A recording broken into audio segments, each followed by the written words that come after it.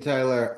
Yes. So I wanted to cover a topic today that I think might seem minor, but it's also very important to everybody, and I think would affect a vast majority of us, our clients, people we interact with regularly or irregularly. And the topic is being on video during calls and looking good on video. So why do we want to be on video to begin with? I think it's very important. So those of you who are not, why do we want to do it on calls? It lets people see your facial expressions. It lets people see your gestures. It lets people make virtual eye contact. So if I am going to look at my webcam, you can essentially imagine your brain processes it much similar way that I was looking at you because I'm looking at my webcam. So your webcam should ideally be eye level with you. You should be looking at it as much as possible. You know, if you're making a presentation, place the presentation close on the monitor to where your webcam is. So all of that would improve communication and would reduce miscommunication. Now, what are the most common mistakes people make when they're on camera that hinder the benefits? So the first one is having distractions, right? So many of you will have a blurred background or a replaced background, but it's not really a good solution because you can see Zoom and Team often struggles with an edge around you. So as you shift and move around a little bit, that edge moving is even more distracting sometimes than the actual distracting background that's static behind you. But that's only the beginning. It gets worse with lighting. So the most common, I'm actually going to change my camera so I can show you some of the stuff live. So I have a camera right now, a second one set up right in front of my window. So a common thing you will see, it's hard for me to see. Can I actually pin myself? Kind of, sort of. Okay, so a common thing you will see, if somebody stands in front of a window, two things can happen. Either you become a silhouette and the window essentially becomes a bright flashlight shining at your audience and their eyes and distracting them.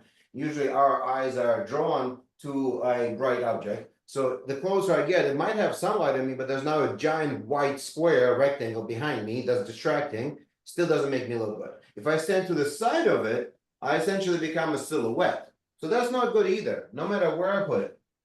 So if you have the luxury, if you have a window behind you or next to you, if you have the luxury to turn that around and place it not even in front of you, so in front of you also would have some slight problems. So if it's right in front of me, it mutes your facial characteristics and essentially washes you out. So the best thing you can do is put it slightly to the side, between like approximately 30 to 45 degrees to the side. And I should have turned this light off. So when there's no light on my side, now all the light is coming from my window. And this is great, but this is not great for everybody. There's two problems with this. A, you might not have a window. You might not be able to turn your office around or your workspace, but also the lighting outside of the window changes, right? So the lighting outside of the window right now, it's indirect lighting, but there will be a little slightly later today, the sun will be shining directly into the window, which would make this even worse. So what do you do? And you don't need one of these fancy lights. This is unnecessary, although helpful to some of you, especially if you do this professionally for a living when you're speaking in front of the people. But I wanted to set up this extra camera to show you guys some examples for what helps, right? So I have this extra light over here, and it's a $10 Home Depot, Lowe's, Walmart light. If I turn that on, it shines not at me, but it shines directly at the wall behind it. It's a white wall. It actually used to be yellow. If any of you remember when I started, the wall was yellow, and it was not a most pleasant reflection color. So I did repaint the whole office pure white. So now the white reflects. The bulb also matters. It is a 5500 Kelvin bulb. So the color of the light bulb matters as well. So now that light is shining at the wall. The wall is reflecting on me when it's going through my regular camera, right? And for most meetings, that's sufficient. Now, what if you don't have a wall? What do? You have a few options. Or if you don't have a white wall, you can have a poster board, such as one of these. Poster board, put it in front of a light, shine a light at a poster board, white sheet, or a white towel would all do the same job. They're going to reflect white light onto you. So that's one thing you can do.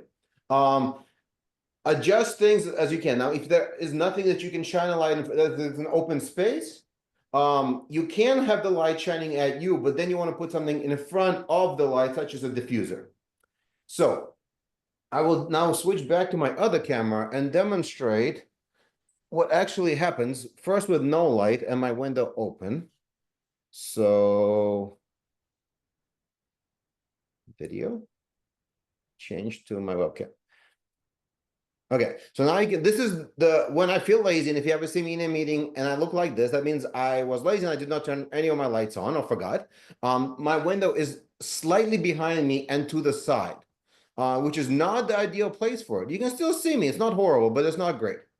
Now, if I turn my one light on, it does make a big difference. And just doing this is, I think, completely sufficient for those of you in regular meetings with coworkers. So I think this is all you would need, or something along those lines, where I said you can shine it at a poster board, at a white sheet, anything along those lines would make a huge improvement.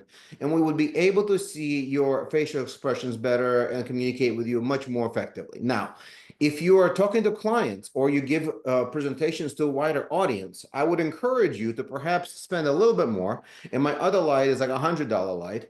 And I will also show you the difference if I turn that light on. So what I don't use it often because I don't think it's necessary for meetings. And it's a little bit more of a hassle for me to turn it on. It also blinds me a little bit, but there is value in this. So give me one more second. And I can also control intensity of that light from my phone. So I can make it too bright if I wanted to. So now that's way too much, so don't do that. But if I bring it back to a reasonable brightness, where it's essentially balanced with the window light hitting me, it's slightly more powerful than the window light. It is less powerful than my desk light. So now my big light became the key light. The desk light I have became the fill light, which is filling the shadows on the opposite side of my face. Then if you really want to get fancy, this is the only time I would recommend you turn a top light on in your workspace, where it would give you a little bit of a hair light. Ideally, the top light should be slightly behind you and hitting you here. But if it's the only light you have, don't turn it on.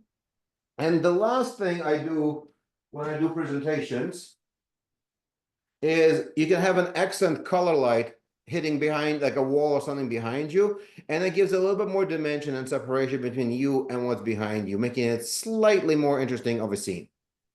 So this is probably the best I can do with my webcam at the moment. I do have a professional camera I could set up that would make this even better. But hopefully that will give you guys some ideas of what you could do to enhance the way you look in meetings and in your presentations. Some of these fixes are very subtle. So if you have the luxury to turn your workspace so that you do get natural light hitting you, that would be a huge benefit. If you don't have that luxury, find a way to have a light that can be reflected onto you and not hit you directly, ideally off of a white surface, with a pure white bulb, such as a 55 Kelvin or similar. You're talking a $10 investment, and a $10 investment will go a very, very long way. And if you're regularly presenting things on video to clients and similar, I would recommend that you speak to me, or Pierre, I think, was also very familiar with this, and set up a slightly more advanced setup where you would have 2 or 3 or 4 lights to significantly improve what the clients and the people you're communicating see. And at that point, you're starting to look a little bit more like what they're used to seeing on TV with like the news broadcasters and those kinds of very effective people who are communicating all day long to large audiences. So that might be too much of an overkill for majority, but certainly would be beneficial. And I would encourage everybody to find at least one light source that you can put in front of you. Now, if you don't have any of these things, so I know I'm running out of time, so I'm going to turn all of these things off. There's a very simple trick that you can do when you don't have even when you're traveling, you don't have the luxury of all of these things. So back to I'm even going to close the window, right? So if I'm going to close the window, it's gotten very dark-ish. But now here's a trick. I can literally use because I have 2 monitors. If I put something bright on the monitor in front of me or to the side of me, I'm literally going to open the web browser and just go for something white. Should have had that prepared. White, open that full screen. and make it a little bit bigger. So now I am using my monitor. You can even see it move as I move the adjustment. It's actually casting light on me. This is not perfect, but if you do have two monitors and you are traveling, you can literally use a monitor as a light source to light you better slightly from a side. So this is on my main monitor. I can put it on this side. It'll be slightly on my right. Is it perfect? No, but it's better than not having it, right? So hopefully that helps you guys. We're kind of out of time.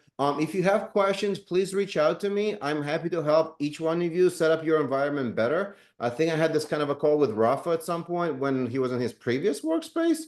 And we try to optimize it a little bit more. Happy to help all of you guys. I have a huge passion for photography. I have former professional video experience. So we can make each one of you look your absolute best on your video calls, which I think would help everybody who you communicate with. Awesome. Oh, last thing, I will also share a couple of videos that essentially reiterate the points I stated about the window, the side light, the multiple light setups. So if you forget anything I shared, and those I'll share the videos. They're not my videos; they're from somebody else, but they cover the same topics. And please reach out to me if you have questions or if you just need help. Wonderful. Thank you, Roman, for sharing something new. Appreciate the tips and tricks. I've got my two light sources and I got a window in front of me, so I am adhering to the best practices, I think. So